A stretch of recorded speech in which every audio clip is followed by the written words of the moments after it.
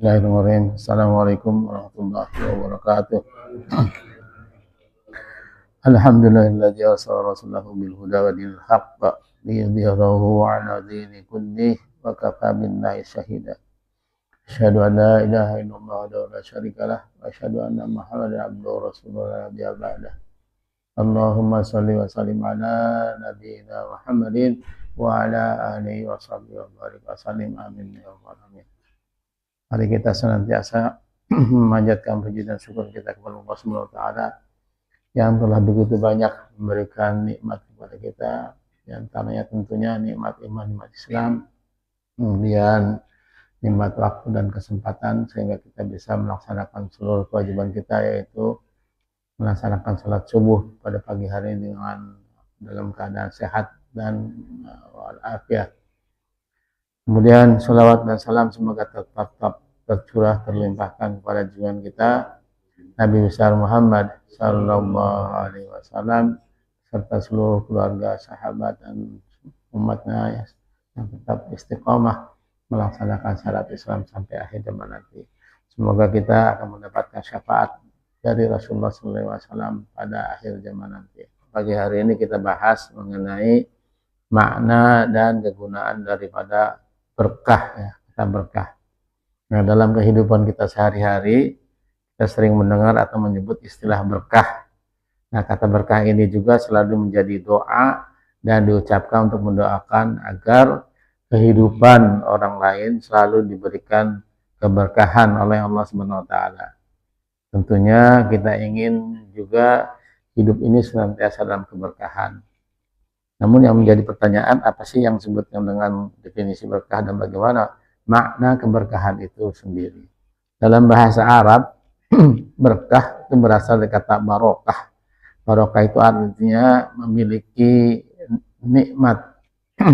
Dalam istilah atau bentuk kata lain dalam bahasa Arab disebut juga mubarak, ada atau tabaruk, memohon keberkahan. Jadi ketika kita berdoa dengan tabarakallah, artinya semoga Allah memberikan kepada kita keberkahan terhadap apa yang kita doakan tadi. Imam Al-Ghazali juga membahas tentang makna kata berkah itu, yaitu berarti bertambahnya kebaikan. Jadi Imam Ghazali mendefinisikan berkah itu sebagai bertambahnya kebaikan atau ziyadatul khair. Jadi setiap penambahan kebaikan-kebaikan yang dialami oleh seseorang, maka itu berarti dia sudah menerima keberkahan dari Allah Subhanahu wa taala. Nah, para ulama pun juga menerjemahkan kata berkah adalah segala hal yang berlimpah, baik dari aspek spiritual maupun aspek material, termasuk dalamnya perasaan kasih sayang, adanya ketenangan, adanya kenyamanan, adanya waktu atau usia. Nah, ini semua ketika itu bertambah diikuti dengan kenikmatan-kenikmatan, berarti Allah telah memberikan keberkahan kepada apa yang tadi kita sampaikan tadi. Buat iman rahimakumullah, salah satu contoh atas keberkahan adalah adanya kehadiran Al-Quran dalam hidup manusia itu. Sebagaimana disebut dalam Al-Quran surat Shad, surat ke-38 ayat 29 yang bunyinya A'udzu billahi minasyaitonir rajim. Kitabun unzalnahu ilaika mubarak la yadabbaru ayatihi waliyatadzakkaru ulul albab. Kitab Al-Quran ini yang kami turunkan kepada Muhammad penuh berkah agar mereka menghayati ayat-ayatnya dan orang-orang yang berakal sehat mendapat pelajaran. Jadi Al-Quran yang diturunkan kepada kita sebagai umatnya yang harus dipahami dan dibaca setiap saat itu merupakan keberkahan bagi kita. Jadi ketika kita membaca Al-Quran dan mengerti maksud yang disampaikan dalam Al-Quran tadi, itu kita sudah mendapatkan keberkahan dari apa yang kita baca tadi. Selanjutnya di dalam surat Al-A'raf surat ke-7 ayat 96, dan sekiranya penduduk negeri beriman dan bertakwa, pasti kami akan melimpahkan kepada mereka berkah dari langit dan bumi. Tetapi ternyata mereka mendustakan ayat-ayat kami, maka kami siksa mereka sesuai dengan apa yang mereka telah kerjakan. Bahwa Allah menciptakan langit dan bumi adalah alam semesta yang melingkupi hidup manusia.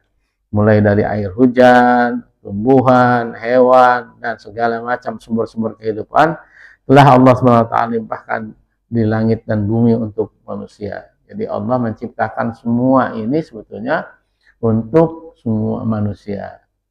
Hanya saja nanti bagaimana rahmat Allah tadi yang berupa limpahan air, hujan, dan sebagainya itu bisa menjadi keberkahan bagi kita.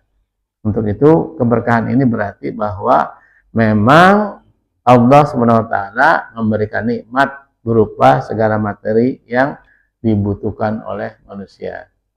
Jadi jangan kita sampai kufur nikmat. Artinya ketika hujan turun, kemudian waduh hujan terus nih, saya nggak bisa olahraga misalnya gitu. Nah ini adalah bagian dari tidak mensyukuri keberkahan yang diberikan Allah SWT kepada kita. Ada 10 kunci aktivitas yang memunculkan keberkahan sebagaimana sudah tercantum di dalam Quran surat An-Nisa surat keempat ayatnya ayat 36. Bunyinya a'udzubillahi minasyaitonirrajim wa'budullaha wa la tusyriku bihi syai'a wa bil walidaini ihsanan wa bidzil qurba wal yatama wal masakini wal jari dzil qurba wal jari jundi was sahibi bil jambi wabnis sabil wa ma malakat aymanukum innallaha la yuhibbu man kana muhtalan fakhura.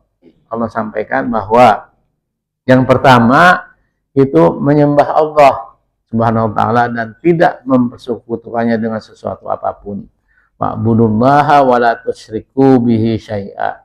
Jadi Allah menyampaikan pada kita bahwa jangan sekali-kali kita mensyukurkan Allah. Maka sembahlah Allah dan tidak mempersekutukan dengan sesuatu apapun juga.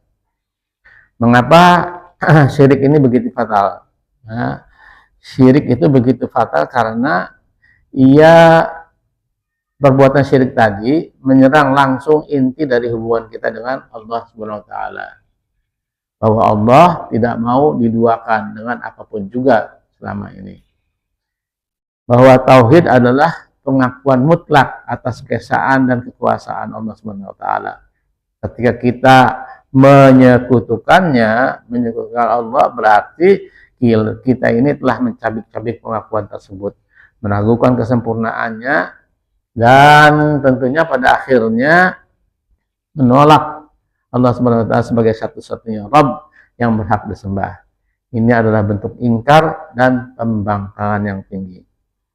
Apa implikasinya? Implikasinya bahwa dalam kehidupan dunia dan akhirat disebutkan syirik ini dapat di dunia ini syirik dapat menyebabkan kegelisahan. Jadi orang yang menyekutukan Allah di dalam hatinya sebetulnya ada kegelisahan, kekosongan jiwa, dan ketergantungan pada hal-hal fana yang tidak memiliki kekuatan sejati.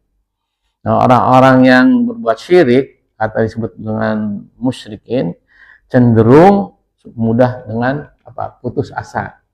Jadi orang-orang yang syirik itu, orang berbuat syirik itu mudah putus asa, selalu cemas dan tidak memiliki pegangan hidup yang kuat karena sandaran hatinya itu sangat rapuh. Keyakinan yang bercampur syirik juga dapat membawa kehancuran moral dan sosial karena ia merusak tatanan keadilan dan kebenaran yang bersumber dari tauhid tadi, dari pengakuan dengan mengesahkan Allah Subhanahu wa taala, tidak mengakui adanya kesembahan lain selain dari Allah Subhanahu wa taala. Nah, itu di dunia dia akan mengalami kecemasan dan kekurangan rasa percaya diri karena dengan berbuat syirik tadi. Adapun di akhirat dampaknya itu jauh lebih dahsyat lagi. Seperti yang telah disebutkan bahwa dosa syirik adalah dosa yang tidak diampuni. Ini berarti kekal di neraka merasakan azab yang pedih tanpa akhir. Adapun harga yang harus dibayar segala kebahagiaan dan kenikmatan surga akan tertutup rapat bagi mereka yang berpulang ke rahmat Allah dalam keadaan musyrik. Sebuah kehancuran total yang tidak bisa kita bayangkan betapa dahsyatnya. Hal ini tercantum di dalam Quran surat An-Nisa, surat keempat, ayatnya ayat 48. Sesungguhnya Allah tidak akan mengampuni dosa karena mempersekutukannya atau disebut syirik. Dan Allah mengampuni apa atau dosa yang selain syirik itu bagi siapa yang Dia kehendaki. Nah, barang siapa mempersekutukan Allah, maka sungguh dia telah berbuat dosa yang besar. Dia salah satu-satunya dosa yang tidak diampuni Allah Subhanahu wa taala adalah berbuat syirik, menyekutukan Allah dengan sesuatu apapun di luar Allah Subhanahu wa taala. Ketika kita berbuat seperti itu, maka dosanya tidak akan terampuni dari Allah Subhanahu wa taala. Allah Subhanahu wa taala pun berfirman dalam surat Quran surat Az-Zumar surat 39 ayat ke-65 yang bunyinya A'udzubillahi minasyaitonir rajim. Wa laqad uhiya ilaika wa ilal ladzina min qablika la in asyarakta la yahbatanna 'amaluka wa la takunanna minal khasirin. Dan sesungguhnya telah diwahyukan kepadamu dan kepada nabi-nabi yang sebelummu, jika kamu berbuat syirik, niscaya akan terhapuslah amalmu dan kamu termasuk orang-orang yang merugi.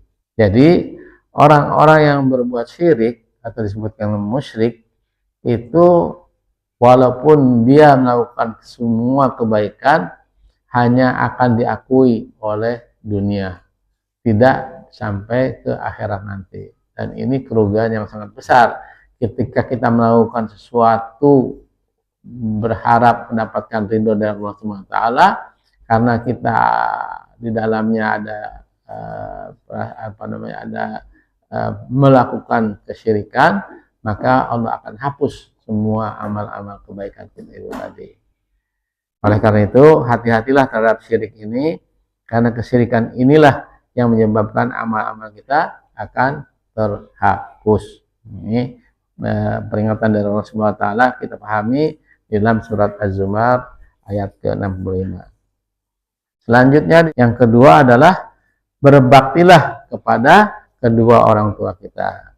Ini penting disampaikan bahwa berbakti kepada kedua orang tua itu berarti menunjukkan sikap hormat, menunjukkan sikap patuh, menunjukkan sikap rendah hati atau tawadhu, berbuat baik atau ihsan, dan taat kepada mereka selama tidak melanggar perintah Allah Subhanahu wa taala yang mencakup mendahulukan kebutuhan mereka, berkata lembut, mendoakan serta memenuhi kewajiban moral dan spiritual sebagai wujud syukur atas pengorbanan mereka. Kita bisa lihat juga perintah Allah Subhanahu wa taala dalam Quran surat Al-Isra surat 17 ayatnya ayat 23 yang bunyinya A'udzubillahi minasyaitonirrajim wa qada rabbuka alla ta'budu illa iyyahu wa bil walidaini ihsana imma yablughanna indakal kibara ahaduhuma aw kilahuma fala taqul lahuma uffin wala tanharhuma wa qul lahuma qawlan karima. Dan Tuhanmu telah memerintahkan agar kamu jangan menyembah selain Dia dan hendaklah berbakti kepada ibu bapak.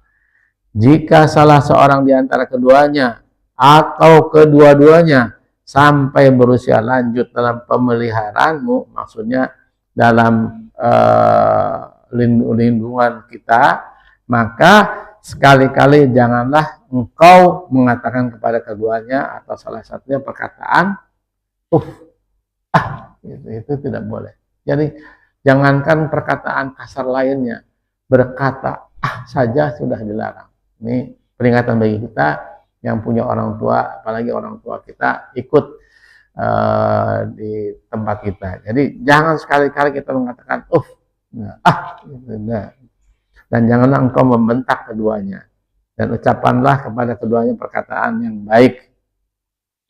Juga hadis dari Rasulullah SAW dari Abdullah bin Amr bin Asr radhiyallahu anhuma, Nabi Shallallahu Alaihi Wasallam bersabda, ridhallahi fi ridhal walidain wa sakhatallah fi sakhatil walidain. Keridhaan Allah itu tergantung pada keridhaan orang tua, dan murka Allah tergantung pada murka orang tua. Jadi Allah sudah menisbatkan bahwa setiap orang tua itu punya hak prerogatif untuk meridhoi atau memurkai.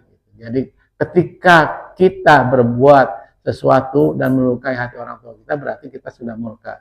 Padahal Allah tidak ridho terhadap perbuatan kita itu tadi.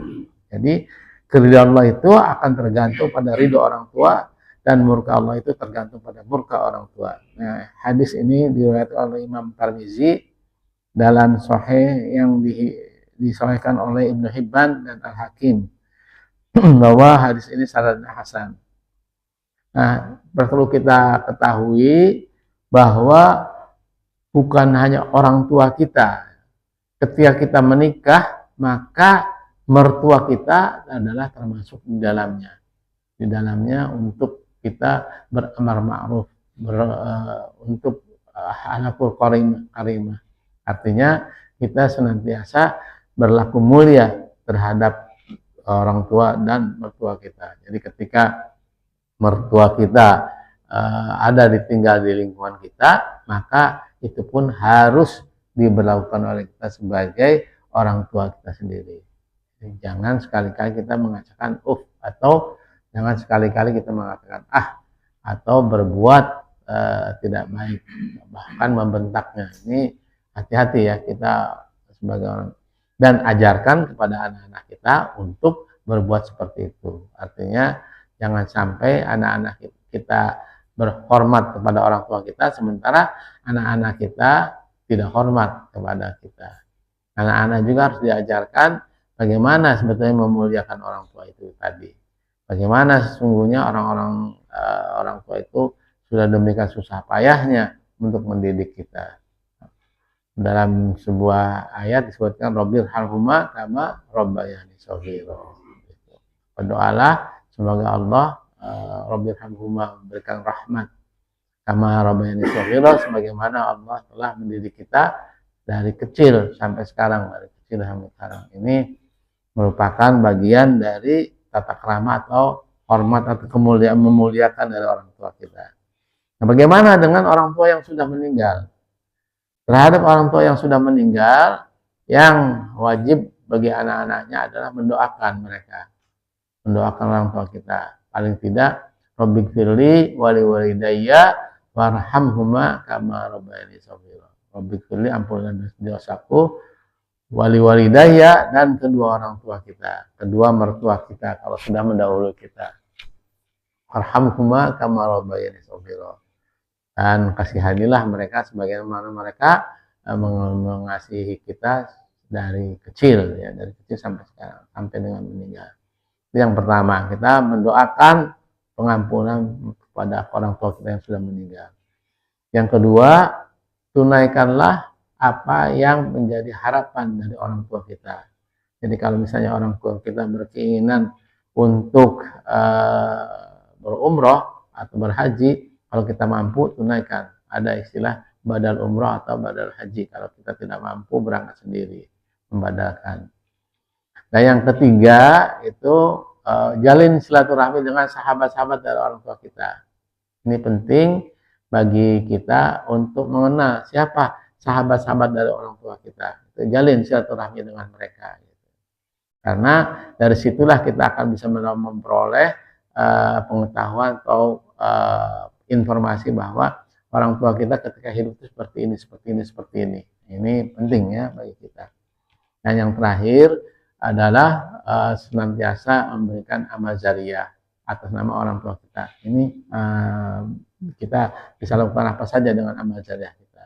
Nah, doa kita terhadap orang tua kita itu sangat ditunggu-tunggu. Oleh karena itu jangan lupa setiap kita ba'da sholat wajib itu mendoakan kedua orang tua kita yang sudah masih hidup atau yang sudah meninggal dunia. Ini adalah sesuatu yang dimuliakan untuk memuliakan orang tua kita. Yang ketiga adalah berbuat baik kepada karib kerabat. Nah, berbuat baik kepada karib kerabat itu dengan cara apa? Dengan cara silaturahmi. Ini adalah tindakan yang aktif, menjalin hubungan, menjalin kasih sayang, dan peduli kepada keluarga dekat maupun jauh, baik dengan bantuan harta kita, baik dengan pelayanan fisik, baik dengan kunjungan maupun komunikasi, atau kita memberikan nasihat ketika diminta oleh karib kerabat kita. Jadi hubungan komunikasi silaturahmi itu penting bagi kita. Jadi jangan sampai merasa bahwa mentang-mentang kita sudah menjadi orang berlaku sombong. Ya, berlaku sombong itu bertinggi hati. Jadi tidak mau berkomunikasi. Kalau tidak ditelepon oleh saudara kita nggak mau pernah telepon. Padahal sarananya ada. Apalagi yang kita punya HP dengan ada paketannya, kita bisa WA paling tidak, kalau tidak sempat telepon ya WA gitu, nanya kabar, apa kabar gitu. Nah, ini akan mendekatkan keberkahan kepada kita. Jadi menjalin silaturahmi dengan karib kerabat kita. Yang keempat, yang baiklah kepada anak-anak yatim. Allah SWT berfirman dalam surat Al-Ma'un ayat surat ke-107 ayatnya ayat 1-2. A'udzubillahi minasyaitonir rajim. Bismillahirrahmanirrahim. Ara'aitan ladzi yukadzibu biddin fadzalika ladzi yad'ul yatim. Tahukah kamu orang yang mendustakan agama? Maka itulah orang-orang yang menghardik anak yatim. Nah, perintah dari Allah SWT untuk berbuat baik kepada anak-anak yatim. Nah, supaya apa? Anak-anak yatim terlindungi. Jadi Islam itu sangat mulia sekali. Islam itu sangat menghormati, sangat memuliakan anak-anak yatim itu. Bahkan Rasulullah SAW sendiri menyampaikan bahwa dia dengan orang yang membantu anak yatim itu seperti jari ini. Jadi ketika kita membantu anak-anak yatim untuk baik itu untuk sarana pendidikan, untuk sekolah, untuk kegiatan sehari-hari, makan minumnya, ketika kita membantu mereka itu, Allah Rasulullah SAW akan menempatkan kita di sisinya, di sisi Rasulullah SAW. Betapa demikian baiknya ketika kita menghormati dan membantu anak yatim. Kalau dalam surat Al-Ma'un tadi disebutkan, siapakah yang meneruskan agama kepada likan nabi yad'ul yatim, maka itulah orang yang menghardik anak yatim. Niat untuk membantunya tidak ada, malah dia menghardik anak-anak yatim. Ini hati-hati ya, dari mulut kita ini bisa keluar nanti didoakan oleh anak-anak yatim, anak yang sudah terzalimi. Itu doa yang sangat makbul, karena doa yang sangat makbul itu salah satunya adalah karena didolimi, orang yang terzalimi. Orang terzalimi itu doanya tidak ada hijab. Yang kelima, yang buat baik kepada orang-orang miskin. Sebagaimana lanjutan dari surat Al-Ma'un tadi, wala yahuddu ala ta'amil miskin. Jadi tidak mendorong memberi makan orang-orang miskin. Didorong saja sudah tidak. Ini termasuk salah satu dari yang disebutkan orang yang mendustakan agama. Ya. Jadi wala yahuddu ala ta'amil miskin, dan tidak mendorong mereka untuk memberi makan orang-orang miskin. Selanjutnya yang keenam adalah berbuat baiklah kepada tetangga dekat, baik itu muslim atau non muslim. Jadi kita harus berbuat baik kepada tetangga dekat kita, lingkungan kita. Orang yang senantiasa berbuat baik kepada tetangganya, insya Allah akan dimulakan Allah Subhanahu wa taala berupa apa? Berupa keberkahan-keberkahan yang ada di dalamnya. Jadi jangan lupa bahwa niatkan kita untuk selalu berbuat baik kepada tetangga yang dekat itu. Tetangga yang dekat itu tidak dibatasi oleh bahwa dia beragama Islam atau bukan Islam, laki-laki atau perempuan, tapi yang pasti bahwa kita harus wajib hukumnya untuk berbuat baik kepada mereka. Yang pasti bahwa ketika kita berbuat baik kepada tetangga kita yang dekat, tentunya Allah akan mencatat sebagai amal baik, dan juga di masyarakat juga akan ada penilaian bahwa kebaikan-kebaikan itu akan diakui oleh masyarakat sebagai kebaikan yang memunculkan rasa guyub, memunculkan rasa gotong royong, memunculkan rasa ketenangan di lingkungan yang ada. Ketika ada seseorang yang berbuat tidak baik terhadap tetangganya, pasti kita mengcap dia sebagai pembuat keonaran. Ini yang kita harus hindari. Selanjutnya yang ketujuh, berbuat baik itu tidak hanya kepada tetangga yang dekat, tetapi tetangga yang jauh. Nah, banyak tetangga-tetangga yang kita yang tadinya satu komplek misalnya pindah ke tempat lain, nah tetap kita menjaga hubungan silaturahmi dengan mereka sebagai perintah Allah dan berbuat baik kepada tetangga yang jauh.